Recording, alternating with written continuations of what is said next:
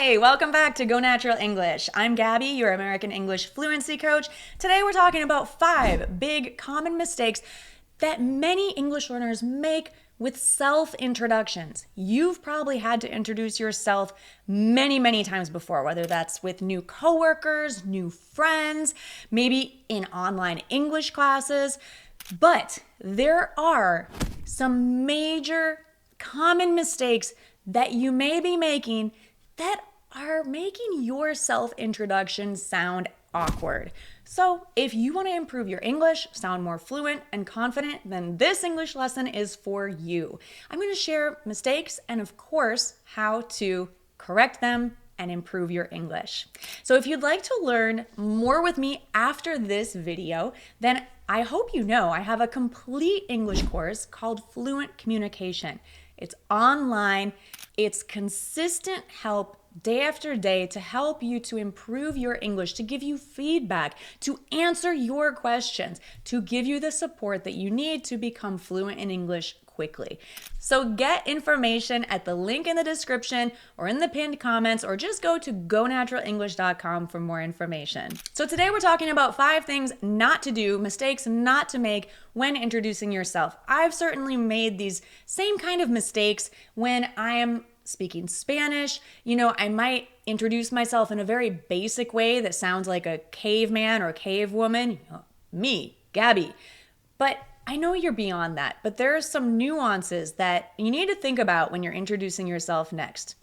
One thing to keep in mind is do not try to speak faster than normal to impress people, because when you introduce yourself very quickly, it's so difficult for other people to catch your name or catch what you're saying, especially if your name is not a typical American name.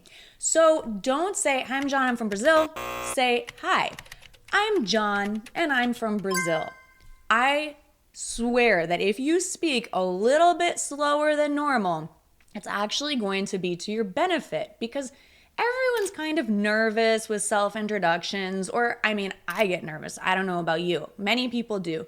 And so they're often thinking about themselves and they miss a lot of information that you say. So it's extra important to speak slowly, especially if your name is not a typical American name like John. So let's say you are not John, you're João from Brazil. So when I first heard the word or the name João, I thought, what is this name? I've never heard it before. Maybe you've had the same kind of reaction when you hear someone's name that's totally new and different from anything you've ever heard before. You need it to be said clearly and slowly and even repeated. So it's better to say, "Hi, I'm João," than, "Hi, I'm João."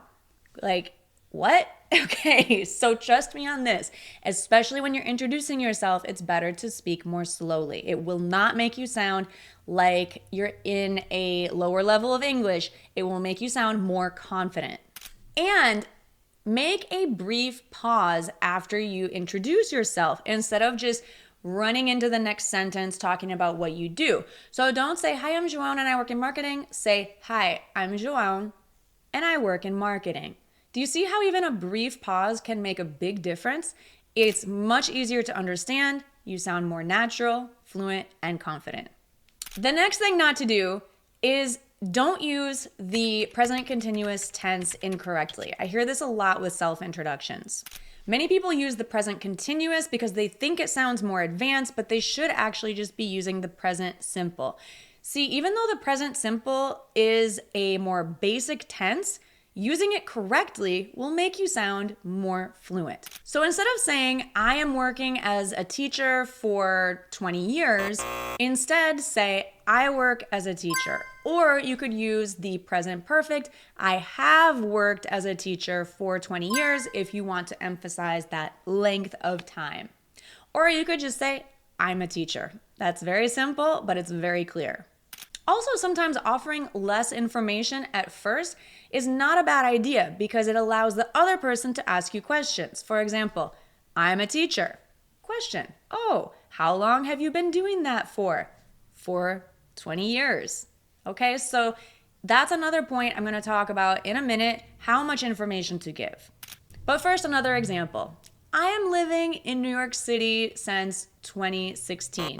That's actually incorrect. Of course, I understand what you mean, but it sounds awkward. So instead say, I've been living in New York City since 2016. So when you're talking about the length of time that you have been doing something like since 2016 or for 20 years, make sure to use the present perfect continuous. We really don't need to use the present continuous unless we're talking about maybe plans for the weekend or some ongoing project that you are working on. Next, giving too much personal information. Have you ever met someone new and then they just tell you so much about themselves immediately and you are like, whoa, okay, that was a lot of information. So keep it brief and professional at first. You could say your name, your profession, and then allow the other person to ask you questions.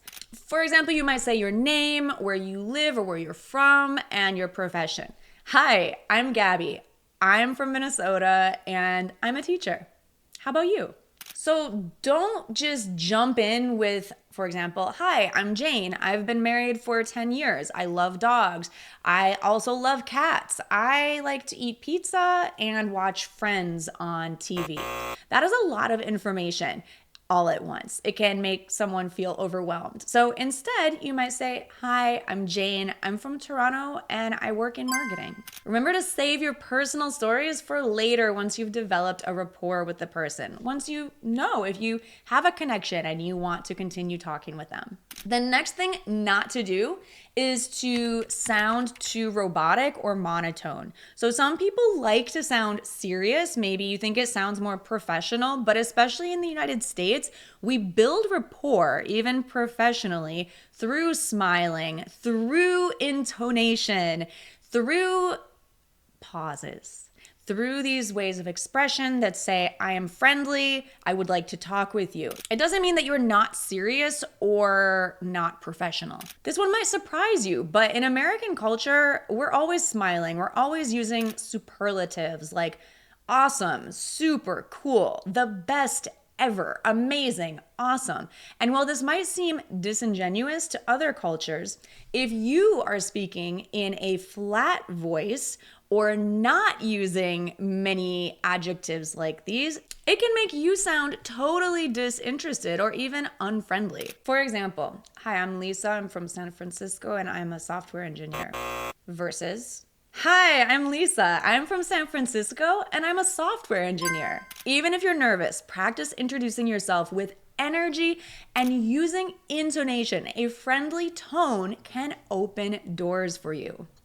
Next, avoid translating directly from your native language. So I get this. It's very easy to do, especially if you're on the spot in a conversation and you need to think quickly. You might rely on your native language. I used to do this, like in Spanish, when someone would ask me how old I was, I would think in English. Oh, I'm 30 years old. But if I said in Spanish, yo soy 30 años vieja, this is absolutely not native sounding or natural at all in Spanish. They might understand what I'm trying to say, but they also might laugh at me. And this is very awkward. So we have to understand the structure of the language we're trying to speak and not translate in our native language. So taking the time to learn to express yourself directly using the correct structure in English will help you to improve your English so much. It makes a huge difference. Another example is not using an article before your profession. I hear a lot, I am engineer. This is understandable, but it's incorrect and it makes you sound like your English level is down here and not up here where it really is. So instead, we would say, I'm an engineer. So make sure that you pay attention to these little details because they do make you sound more natural, more advanced and native-like in English. I've made a lot of mistakes myself in learning Spanish. I mean, another common one is saying I'm embarrassed in Spanish, but the cognate embarazada, which sounds to me like embarrassed, actually means pregnant. So I've told many Spanish-speaking friends that I am so pregnant when it Actually, I was just embarrassed. And then I was embarrassed more because I made the mistake about the word embarazada and it just got worse and worse. But you know what? Making mistakes like this, it's not bad. It's memorable. It makes for good stories later.